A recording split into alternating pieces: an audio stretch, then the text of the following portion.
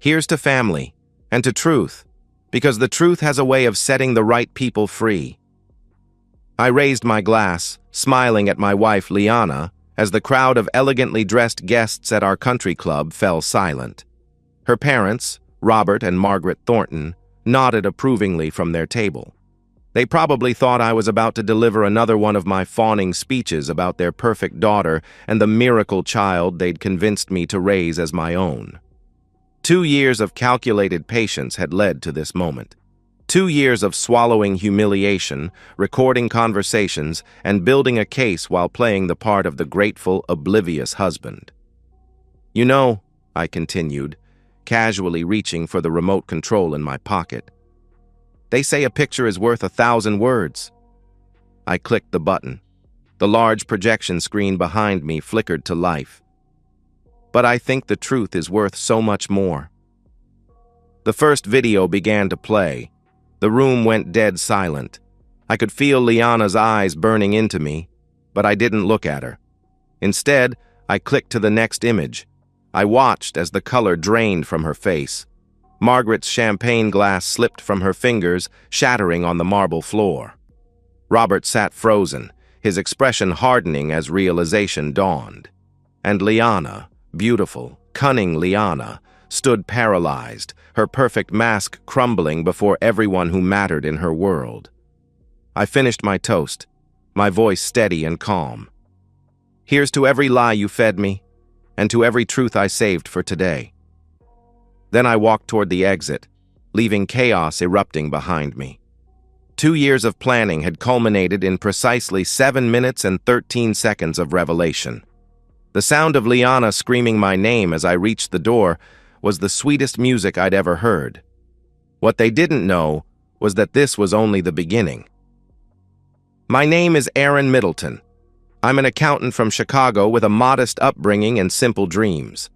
I believed in honesty, hard work, and love, especially love.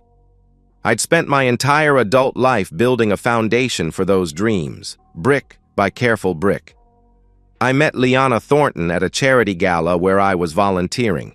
She was breathtaking, tall, with chestnut hair that caught the light and eyes that seemed to see right through you. She was from Old Money, a family name attached to buildings downtown. I was the son of a factory worker who'd put himself through school. When she gave me her number that night, I couldn't believe my luck. When she agreed to marry me 2 years later, I thought I'd won the lottery of life. "You balance me," she would say, stroking my face as we lay in bed. "In a world of fakery and pretense, you're the only real thing." I cherished those words. I cherished her. I worked late nights to provide the lifestyle she was accustomed to. When her family looked down their noses at me during Christmas dinners, I smiled through it. When they made snide comments about my modest achievements, I nodded politely. Love makes fools of us all, but some fools get a rude awakening. For 3 years, we tried to have a child. Doctor's visits, fertility treatments, special diets, we did it all. I held Liana through countless nights of tears, assuring her that we would find a way, that our love was enough. Then came my diagnosis. The specialist was kind but direct. My condition meant I couldn't father children. Ever. I remember sitting in the car afterward, staring at the clinic's entrance, trying to find the words to tell Liana that I couldn't give her the one thing she wanted most. I waited weeks, researching other options, adoption agencies, anything to soften the blow. Then one evening she burst through our front door beaming. "I'm pregnant!" she cried, waving a test stick. I stood there, frozen. The impossible had happened. Or so I thought. "Liana," I said carefully, "there's something I need to tell you. I've been to a specialist. I can't have children. It's a condition I was born with." The change in her face was instantaneous. Her eyes narrowed, her smile hardened. "So now you're calling me a whore? Grow up, Aaron. Maybe you're just too stressed to perform right. Ever think of that?" She stormed off, slamming our bedroom door. Later that night, she came to me with tears and apologies, blaming hormones and the shock of my accusation. "It must be a miracle," she whispered. "Don't you believe in miracles, Aaron?" I wanted to. God knows I wanted to. But miracles don't smirk when they think you're not looking. The dinner at her parents' mansion should have been a celebration. Liana was 5 months pregnant, glowing in an expensive maternity dress. I was playing my part, the proud, if slightly bewildered, father-to-be. Then Robert clinked his crystal glass with a silver spoon. "A toast," he announced, his gaze sliding over to me. "To Aaron, who clearly doesn't know as much about biology as he thinks." Nervous laughter rippled around the table. "Not all men shoot blanks and raise someone else's kid," he continued, swirling his wine. "You're a rare breed, son." Margaret touched her perfectly coiffed hair and smiled thinly. "She settled for you out of pity. You should be grateful she still sleeps beside you." Even her younger brother Thomas chimed in. "At least now there's one man in the house with working equipment." I felt the blood drain from my face as everyone laughed. Everyone except Liana's cousin Emily, who looked at her plate in discomfort. Liana herself gave me a quick glance before joining in the laughter, her hand on her belly. I smiled politely and raised my glass. "To family," I said, the word bitter on my tongue. That night, as Liana slept soundly beside me, I stared at the ceiling, replaying the dinner in my mind. They all knew. They were laughing at me. The dutiful husband, raising another man's child while the wife and her entire family mocked him behind his back, and increasingly, to his face. Something inside me shifted that night, not with a crack or a bang, but with a quiet slide, like a glacier calving off a mountainside, silent but irrevocable. I got out of bed and went to my home office. I opened my laptop and ordered my first hidden camera. Over the next months, I became a different man. On the surface, I remained attentive, excited about the baby, the perfect husband. But beneath that mask, I was meticulously documenting every betrayal. The discreet audio recorders I planted around our house caught Liana on the phone with friends, laughing about how she'd trapped me. "He's completely clueless," she told her friend Cassandra 3 weeks before the birth. "Richard is freaking out a little, but I told him as long as Aaron thinks it's his, we're fine." Richard, her boss, the married father of 2 who had spoken at our wedding about the sanctity of marriage. I hired a private investigator who photographed their lunchtime rendezvous at a hotel downtown. I recovered deleted texts from our cloud backup. Richard. What if he figures it out? Liana. Aaron? He's like a rescue dog, grateful for scraps and too dumb to bark. When our daughter Emma was born, I played my part. I cut the cord. I cried appropriate tears. I posted proud father pictures on social media. And the day after we brought her home, while Liana napped, I swabbed the inside of Emma's cheek and sent the DNA sample to a lab along with my own. The results came back a week later. 0% probability of paternity. I filed the report away with my growing collection of evidence. I was no longer acting on emotion. I was building a case, piece by methodical piece. For 2 years, I documented everything. The affair continued, though less frequently. Her parents' tax fraud came to light during a Sunday dinner when Robert drunkenly boasted about how he'd outsmarted those IRS bastards again. I recorded Liana's misconduct at work. She'd been funneling clients to Richard in exchange for favorable treatment, breaking company policy and possibly the law. All the while, I doted on Emma. Despite everything, I loved that little girl who smiled my smile back at me. She wasn't mine by blood, but for 2 years, she was mine in every way that mattered. That made what I had to do even harder. But sometimes, the only way to heal is to cut out the infection completely. The breaking point came on my birthday. Liana had forgotten, of course. I came home to find her on the phone with Richard, giggling about weekend plans while Emma played at her feet. "I'll tell Aaron I have a conference," she was saying. "He never checks. God, I need this weekend. Playing house with him is exhausting."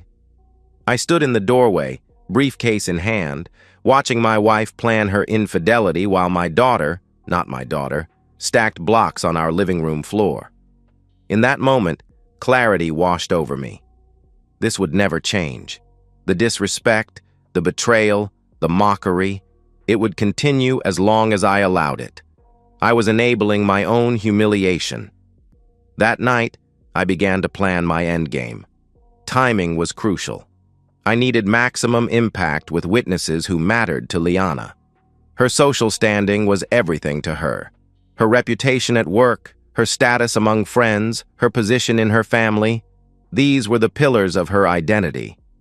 I would remove them all at once. Emma's second birthday provided the perfect opportunity. Liana had been planning an extravagant party at the country club for months. Everyone would be there.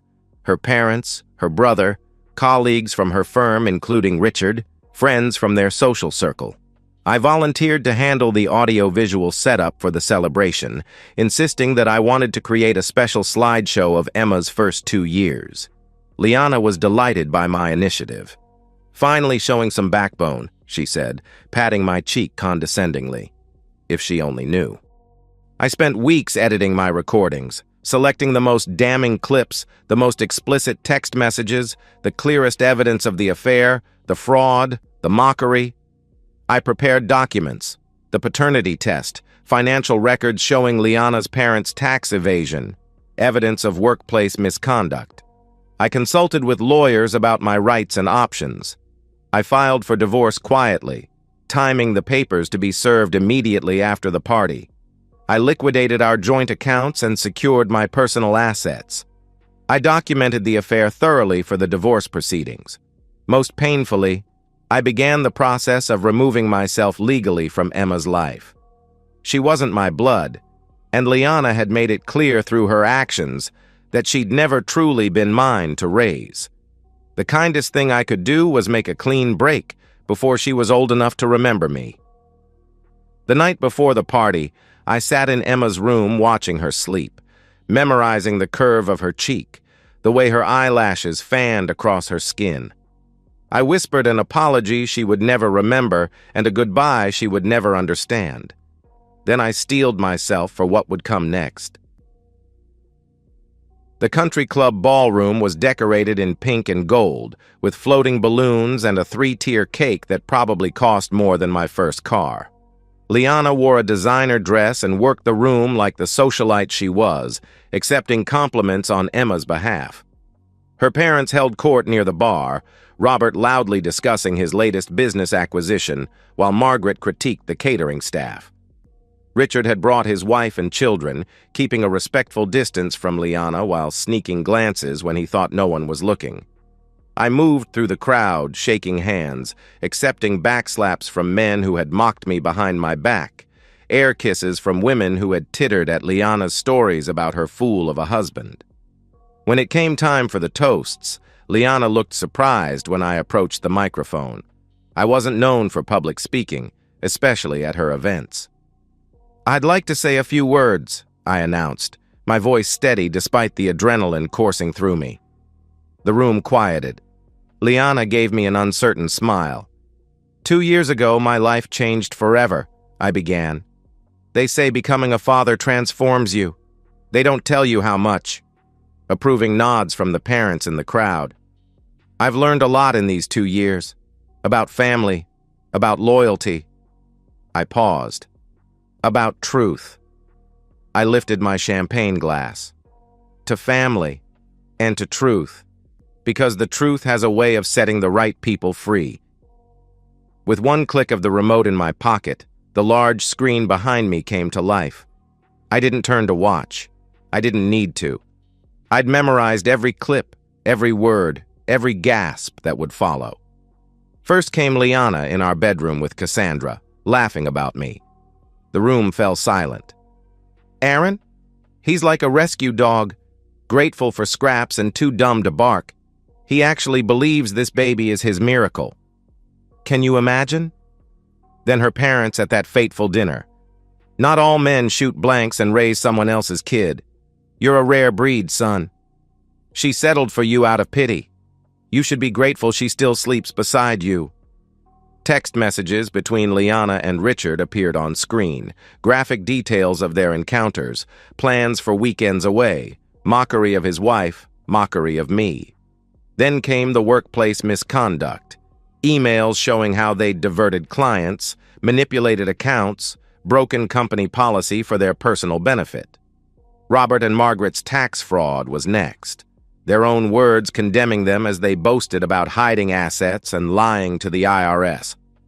Finally, the paternity test results filled the screen. 0% probability.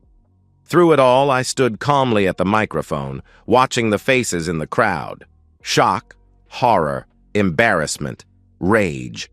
Richard's wife stood up abruptly, slapping him hard across the face before grabbing her children and storming out. Margaret collapsed into a chair, hand over her mouth. Robert turned purple with rage, lunging toward me only to be restrained by Thomas. And Liana, my beautiful, treacherous Liana, stood frozen in the center of the room as her carefully constructed world imploded around her.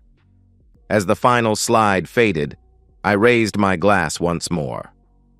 Here's to every lie you fed me, and to every truth I saved for today. I set down my untouched champagne and walked calmly to the exit, ignoring Liana's screams behind me, the chaos of raised voices, shattering glass, and shocked exclamations. In the parking lot, I removed my wedding ring and dropped it into a storm drain. Then I drove away without looking back. The fallout was swift and absolute. By 9 o'clock the next morning, Liana had been fired. Her company's ethics committee didn't need much deliberation after seeing evidence of her relationship with Richard and their client manipulation schemes. Richard was also terminated, his corner office emptied by security while he pleaded for his job. Richard's wife filed for divorce by noon, citing the video evidence and requesting full custody of their children. His reputation in the business community, built over 20 years, evaporated overnight. Robert and Margaret Thornton received a notice from the IRS by the end of the week. The anonymous tip I'd sent, complete with dates, amounts, and methods of their tax evasion, had caught the agency's attention. Their assets were frozen pending investigation. As for the social fallout, it was more devastating than any financial penalty. The Thorntons were blacklisted from the very clubs and circles they'd once dominated. Invitations dried up. Calls went unreturned. The whispers and pointing began whenever they appeared in public. Liana found herself suddenly alone. Her friends, the same ones who had laughed at her stories about me, now avoided her calls. The women who had envied her lifestyle now gossiped about her downfall with barely concealed delight.